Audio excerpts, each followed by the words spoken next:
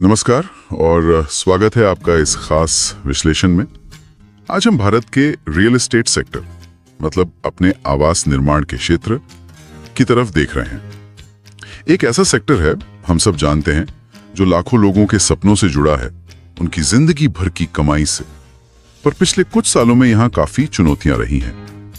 आज हम खास तौर पर उन दिक्कतों और बदलावों पर ध्यान देंगे जिनका सीधा असर हम जैसे घर खरीदारों पर पड़ता है। हमारे पास आज दो बहुत महत्वपूर्ण स्रोत हैं इस पर बात करने के लिए। एक तो है सुप्रीम कोर्ट का एक निर्देश, देश की सर्वोच्च अदालत का, जिसमें सरकार को कुछ कदम उठाने को कहा गया है। ये अपने आप में एक बड़ी बात है। और दूसरा स्रोत है रियल एस्टेट सेक्टर में सरकार ने जो कुछ सुधारात्मक कदम घोषित किए हैं उनके बारे में। कहा जा रहा है कि यह सेक्टर की सेहत सुधारने के लिए है। तो आज हमारा इरादा यही है कि इन स्रोतों के जरिए इस पूरे मामले की तह तक जाएं, समझने की कोशिश करें कि ये जो हजारों प्रोजेक्ट्स अटके पड़े हैं, रुकी हुई आवास परियोजनाएं, इनकी असल स्थिति क्या है और सुप्रीम कोर्ट ही मध्यम वर्गीय खरीदारों की सुरक्षा पर इतना जोर क्यों दे रहा है। क्या खास बात है इसमें। और सबसे बड़ी बात, इस सेक्टर में जो भरोसा कहना चाहिए कि लगभग टूट सा गया है, उसे वापस लाने के लिए जो ये नए प्रयास हो रहे हैं, ये कितने कारगर होंगे। आइए इस मामले की गहराई से पड़ताल करते हैं। तो शुरुआत करते हैं सुप्रीम कोर्ट के उस निर्देश से। ये वाकई में ध्यान खींचने वाला है कि देश की सर्वोच्च अदालत को सीधे दखल देना पड़ा, मतलब सरकार को सीधे सीधे कहना पड़ा कि आप फंड मुहैया कराइए।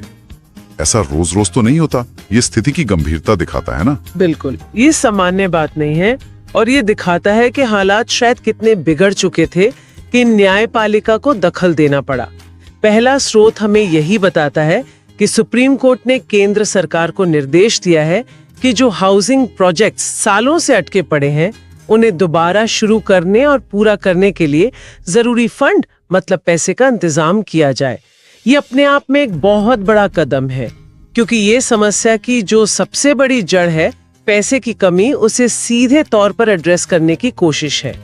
कई प्रोजेक्ट्स इसीलिए तो रुके हैं, बिल्डर या तो दिवालिया हो गए या फिर फंड कहीं और चला गया। और इसमें सबसे अहम बात, जैसा कि स्रोत साफ तौर पर बताता है, वो ये है कि निर्देश में खास तौर पर, मैं दोहराना चाहूंगा, खास तौर पर मध्यम वर्गीय खरीदारों की सुरक्षा को प्राथमिकता देने को कहा गया है।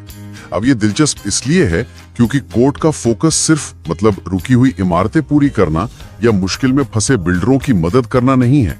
इसका असली केंद्र बिंदु वो आम लोग हैं, वो मध्यम वर्गीय परिवार, जिन्होंने शायद अपनी जिंदगी भर की बचत, पीएफ का पैसा या कर्ज लेकर इन घरों में लगाया था और अब सालों से या तो किराए पर है या फिर ईएमआई और किराया दोनों भर रहे हैं।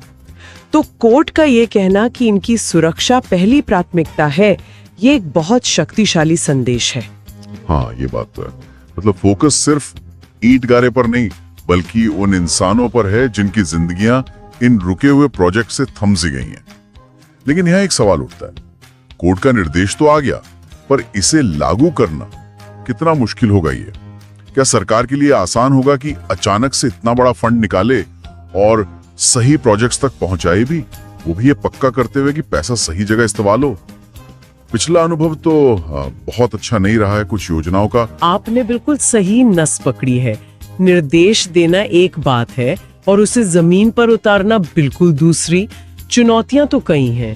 पहली चुनौती तो यही है कि फंड आएगा कहां से। बजट में अलग से प्रावधान होगा या मौजूदा योजनाओं से पैसा निकाला जाएगा, ये साफ नहीं है। दूसरी बड़ी चुनौती है सही प्रोजेक्ट्स की पहचान। हजारों प्रोजेक्ट्स अटके हैं, किनको प्राथमिकता मिलेगी? क्या इसका कोई पारदर्शी मतलब ट्रांसपेरेंट तरीका होगा? फिर ये सुनिश्चित करना कि जो पैसा दिया जा रहा है वो वाकई प्रोजेक्ट पूरा करने में लगे, कहीं और न चला जाए। इसके लिए मजबूत निगरानी चाहिए होगी। और जैसा आपने कहा, पहले भी स्ट्रेस फंड बने हैं, लेकिन उनकी सफलता कह सकते हैं कि सीमित रही है। तो इस बार क्या अलग होगा, ये देखना होगा। और वो जो मध्यम वर्गीय खरीदारों को प्राथमिकता वाली बात है, उससे लागू करना भी अपने आप में जटिल है। क्या इसका मतलब ये है कि उन प्रोजेक्ट्स को पहले फंड मिलेगा जिनमें ज्यादातर मध्यम वर्गीय खरीदार हैं, या फिर फंड देते समय कोई शर्त लगाई जाएगी कि पहले इन खरीदारों को कब्जा मिले? इसका क्रियान्वयन कैसे होगा, इस पर बहुत कुछ निर्भर करेगा। लेकिन हाँ, इरादा तो नेक लगता है कि उन लोगों को पहले राहत मिले जो सबसे ज्यादा प्रभावित और एक तरह से असहाय महसूस कर रहे हैं। सही कहा। इरादा नेक है, पर शैतान तो अक्सर बारीकियों में छिपा होता है ना? खैर, अब जरा दूसरे स्रोत की तरफ बढ़ते हैं। इसमें रियल एस्टेट सेक्टर में कुछ सुधारों की घोषणा की बात कही गई है। क्या ये सुधार उसी समस्या का दूसरा पहलू है जिसे सुप्रीम कोर्ट एड्रेस कर रहा है? स्रोत ये बताता है कि सेक्टर के लिए कई सुधारात्मक कदमों, मतलब रिफॉर्मेटिव स्टेप्स का ऐलान हुआ है और इनका सीधा मकसद बताया गया है खरीदारों का भरोसा इस सेक्टर में वापस लाना। हालांकि स्रोत में ये नहीं बताया कि ये कदम असल में है क्या, पर इरादा साफ है, कुछ तो गड़बड़ है जिसे ठीक करने की कोशिश हो रही है। क्या हम अंदाजा लगा सकते हैं कि ये किस तरह के सुधार हो सकते हैं? आमतौर पर इस सेक्टर में किन सुधारों की बात होती है? हाँ, ये दोनों स्रोत एक ही कहानी के दो हिस्से जैसे लगते हैं। अगर सुप्रीम कोर्ट का निर्देश एक तरह का इमरजेंसी रिस्पांस है, मतलब जो आग लगी है उसे बुझाने की कोशिश, तो ये सुधारात्मक कदम फायर प्रिवेंशन जैसे लगते हैं, यानी भविष्य में ऐसी आग लगने से रोकने की कोशिश। जहां तक अंदाजे की बात है, तो रियल एस्टेट सेक्टर में सुधारों की बात जब भी होती है तो कुछ मुद्दे बार बार सामने आते हैं। सबसे पहला तो है पारदर्शिता का मुद्दा, ट्रांसपेरेंसी। प्रोजेक्ट की मंजूरियों से लेकर बुकिंग, पेमेंट, कंस्ट्रक्शन की प्रोग्रेस, हर स्तर पर जानकारी का अभाव खरीदारों को कंफ्यूज्ड और असुरक्षित महसूस कराता है। तो हो सकता है सुधार इस दिशा में हो, शायद टेक्नोलॉजी का इस्तेमाल करके रियल टाइम जानकारी मिले, ऐसी कोई व्यवस्था हो। दूसरा बड़ा मुद्दा है जवाबदेही का, अकाउंटेबिलिटी। प्रोजेक्ट लेट होने पर या वादे के मुताबिक सुविधाएं न मिलने पर बिल्डर की जवाबदेही कैसे तय हो। जो मौजूदा नियामक ढांचा है जैसे RERA, उसको और मजबूत करने की बात हो सकती है। शायद नियम तोड़ने पर सजा और जुर्माना वो और सख्त किए जाए। तीसरा संभावित क्षेत्र हो सकता है प्रोजेक्ट फाइनेंसिंग।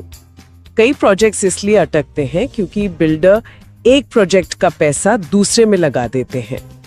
तो शायद फंड के इस्तेमाल को लेकर नियम और कड़े किए जाएं, जैसे एस्क्रो अकाउंट के नियमों को और मजबूत करना, जहां खरीदारों से लिया पैसा उसी प्रोजेक्ट पर खर्च हो, इसकी निगरानी बेहतर हो। और चौथा, विवाद समाधान, मतलब डिस्प्यूट रेजोल्यूशन, उसको तेज और सस्ता बनाने पर भी फोकस हो सकता है, ताकि खरीदारों को सालों तक अदालतों के चक्कर न काटने पड़े। ये कुछ संभावित क्षेत्र हैं जहां सुधारों की घोषणा हुई होगी। ये सब सुनने में तो अच्छा लगता है, पारदर्शिता, जवाबदेही, बेहतर फाइनेंसिंग नियम, तेज न्याय। लेकिन सवाल फिर वही है, घोषणाएं तो पहले भी हुई हैं, रेरा जैसा कानून भी आया, फिर भी हजारों प्रोजेक्ट्स अटके पड़े और खरीदार परेशान है। तो क्या इन नए सुधारात्मक कदमों से वाकई कुछ बदलेगा, या ये सिर्फ माहौल को शांत करने की कोशिश है? भरोसा बहाल करना इतना आसान तो नहीं होगा, खासकर जब लोगों की जीवन भर की कमाई दांव पर लगी हो। आपका शक बिल्कुल जायज है। भरोसा कांच की तरह होता है ना, एक बार टूट जाए तो जोड़ना बहुत मुश्किल होता है। रियल एस्टेट में तो ये और भी सच है। लोगों का भरोसा सिर्फ घोषणाओं से वापस नहीं आएगा, उन्हें जमीन पर बदलाव दिखना चाहिए। रेरा एक अच्छा कदम था, लेकिन उसके लागू होने में राज्यों के स्तर पर काफी अंतर रहा है और कई जगहों पर वो उतना प्रभावी नहीं हो पाया जितना सोचा गया था। इन नए सुधारों की असली परीक्षा इनके डिजाइन और फिर इनके सख्ती से लागू होने में होगी। क्या ये सुधार सिर्फ कॉस्मेटिक है या ये सेक्टर की बुनियादी समस्याओं को एड्रेस करते हैं? क्या इन्हें लागू करने के लिए राजनीतिक और प्रशासनिक इच्छा शक्ति होगी? क्या बिल्डर लॉबी के दबाव के आगे ये टिक पाएंगे? ये सब बड़े सवाल हैं। भरोसा तभी लौटेगा जब खरीदार ये महसूस करेंगे कि अब सिस्टम उनके साथ खड़ा है, और अगर कुछ गलत होता है तो उन्हें तुरंत और प्रभावी राहत मिलेगी। इसमें समय लगेगा। तो अगर हम दोनों स्रोतों को मिलाकर देखें तो एक तस्वीर उभरती है। एक तरफ सुप्रीम कोर्ट का डंडा है जो सरकार को तत्काल कार्रवाई करने, फंड देने और खासकर मध्यम वर्गीय खरीदारों को बचाने के लिए कह रहा है। ये उनके लिए हैं जो पहले ही मुसीबत में फंस चुके हैं। दूसरी तरफ सरकार या शायद इंडस्ट्री खुद कुछ ऐसी व्यवस्थागत बदलाव लाने की बात कर रही है जिनसे भविष्य में ऐसी नौबत ही ना आए और सेक्टर की साख सुधरे। क्या ये दो तरफा रणनीति कामयाब हो सकती है? सैद्धांतिक तौर पर तो ये रणनीति सही लगती है। आपको तात्कालिक राहत भी देनी है और भविष्य के लिए व्यवस्था भी सुधारनी है। जैसे एक बीमार मरीज को आप तुरंत दवा भी देते हैं और साथ ही उसकी जीवन शैली बदलने की सलाह भी देते हैं ताकि वो दोबारा बीमार ना पड़े। यहाँ भी कुछ वैसा ही करने की कोशिश दिख रही है। सुप्रीम कोर्ट का निर्देश उस तत्काल दवा की तरह है और सुधार जीवन शैली में बदलाव जैसे। लेकिन इनकी कामयाबी इस बात पर निर्भर करेगी कि ये दोनों प्रयास कितने तालमेल से और कितनी गंभीरता से लागू होते हैं। क्या फंड सिर्फ पुरानी समस्याओं को निपटाने में खर्च होगा या इसका इस्तेमाल नए सुधारों को लागू करने के लिए भी किया जाएगा? क्या सुधार इतने मजबूत होंगे कि भविष्य में प्रोजेक्ट्स अटकने की गुंजाइश कम हो जाए? अगर सुधार सिर्फ दिखावती हुए और फंड का इस्तेमाल ठीक से नहीं हुआ तो ये दो तरफा रणनीति भी विफल हो सकती है। असली चुनौती समन्वय और कार्यान्वयन की है, मतलब कोऑर्डिनेशन और इम्प्लीमेंटेशन। और ये मध्यम वर्गीय खरीदारों पर जो खास फोकस है, इसके पीछे क्या वजह हो सकती है? क्या ये सिर्फ वोटों की राजनीति है या इसके पीछे कोई गहरा सामाजिक आर्थिक कारण भी है? देखिए, राजनीतिक पहलू से इनकार नहीं किया जा सकता क्योंकि ये एक बहुत बड़ा और मुखर वर्ग है, इसमें कोई दो राय नहीं। लेकिन इसके गहरे सामाजिक आर्थिक कारण भी हैं। मध्यम वर्ग अक्सर अपनी पूरी जिंदगी की बचत या बड़ी मुश्किल से कर्ज लेकर घर खरीदता है। उनके लिए ये सिर्फ एक निवेश नहीं है, ये एक सपना है, सामाजिक सुरक्षा का प्रतीक है। जब ये सपना टूटता है तो उनके पास अक्सर कोई प्लान भी नहीं होता है। अमीर वर्ग शायद ऐसे झटके झेल जाए और गरीब वर्ग शायद इस तरह के बड़े प्रोजेक्ट्स में निवेश ही ना करे, लेकिन मध्यम वर्ग बीच में फंस जाता है। उनके पास न तो इतने संसाधन होते हैं कि वे महंगी कानूनी लड़ाइयां सालों तक लड़ सकें और न ही वे आसानी से इस नुकसान को भुला के आगे बढ़ सकते हैं। वो संगठित भी कम होते हैं, उनकी आवाज अक्सर नक्कार खाने में तूती की तरह खो जाती है। इसलिए जब सुप्रीम कोर्ट या सरकार विशेष रूप से उनकी बात करती है तो ये इस वर्ग की विशेष भेद्यता, मतलब वल्नरेबिलिटी को स्वीकार करना है। ये एक तरह से सामाजिक न्याय का भी तकाजा है कि जो सबसे ज्यादा जोखिम में है उसकी सुरक्षा पर ध्यान दिया जाए। ये बात तो समझ आती है। और ये सिर्फ इन खरीदारों की बात नहीं है। जब रियल एस्टेट सेक्टर लड़खड़ाता है तो इसका असर तो पूरी अर्थव्यवस्था पर पड़ता होगा ना? बिल्कुल, ये बहुत महत्वपूर्ण बिंदु है। रियल एस्टेट सिर्फ घर बनाने का काम नहीं है, ये अर्थव्यवस्था का एक इंजन है। इसका सीधा संबंध 250 से ज्यादा दूसरे उद्योगों से है। सीमेंट, स्टील, पेंट, बिजली का सामान, सैनिटरी वेयर और भी न जाने क्या क्या। जब कंस्ट्रक्शन रुकता है तो इन सभी उद्योगों पर असर पड़ता है। लाखों लोगों का रोजगार इससे जुड़ा है। मजदूर, कारीगर, इंजीनियर, आर्किटेक्ट, सेल्स एजेंट, बैंकों का बहुत सारा पैसा इस सेक्टर में लगा होता है। अगर प्रोजेक्ट्स डूबते हैं या बिल्डर डिफॉल्ट करते हैं तो बैंकों का एनपीए बढ़ता है, जिससे उनकी लोन देने की क्षमता कम होती है और पूरी अर्थव्यवस्था की रफ्तार धीमी हो जाती है। इसलिए खरीदारों का भरोसा बहाल करना और सेक्टर को पटरी पर लाना सिर्फ उन खरीदारों या बिल्डरों के लिए जरूरी नहीं है, ये पूरी अर्थव्यवस्था के स्वास्थ्य के लिए जरूरी है। एक स्वस्थ रियल एस्टेट सेक्टर मांग पैदा करता है, रोजगार बढ़ाता है और विकास को गति देता है। शायद यही वजह है कि अब उच्चतम स्तर पर इस समस्या को गंभीरता से लिया जा रहा है। तो ऐसा लगता है कि स्थिति गंभीर है, लेकिन शायद अब कुछ उम्मीद की किरण दिख रही है। सुप्रीम कोर्ट का हस्तक्षेप और सरकार की सुधारों की घोषणा, ये दोनों मिलकर शायद कुछ सकारात्मक बदलाव ला सकें। लेकिन जैसा आपने बार बार कहा, असली परीक्षा तो इनके अमल में होगी। घोषणाएं तो बहुत होती हैं। निश्चित रूप से इरादे नेक लग रहे हैं, दिशा भी सही मालूम पड़ती है, समस्या की पहचान और उसके समाधान की इच्छा शक्ति वो दिख रही है। लेकिन असली चुनौती हमेशा जमीन पर होती है। फंड कैसे बांटा जाएगा, उसकी निगरानी कैसे होगी, सुधारों का अंतिम रूप क्या होगा और उन्हें कितनी ईमानदारी और सख्ती से लागू किया जाएगा। क्या नौकरशाही और निहित स्वार्थों के चलते ये प्रयास भी कहीं बीच में दम तोड़ देंगे? ये वो सवाल हैं जिनके जवाब आने वाले समय में मिलेंगे और वही तय करेंगे कि इन कोशिशों का नतीजा क्या निकलता है। हमें उम्मीद रखनी चाहिए, लेकिन हाँ, सतर्क भी रहना होगा। तो आज हमने भारत के रियल एस्टेट सेक्टर की मौजूदा स्थिति को दो अहम स्रोतों के नजरिए से समझने की कोशिश की। पहला, सुप्रीम कोर्ट का वो महत्वपूर्ण निर्देश जिसमें सरकार से अटकी हुई परियोजनाओं के लिए फंड देने और खास तौर पर मध्यम वर्गीय खरीदारों के हितों की रक्षा करने को कहा गया है। ये उन लाखों लोगों के लिए सीधी राहत की उम्मीद जगाता है जो सालों से अपने घर का इंतजार कर रहे हैं। और दूसरा, हमने देखा कि कैसे सेक्टर में कुछ व्यापक सुधारों की भी घोषणा की गई है, जिनका मकसद खरीदारों का खोया हुआ विश्वास वापस जीतना और भविष्य में ऐसी समस्याओं को रोकना है।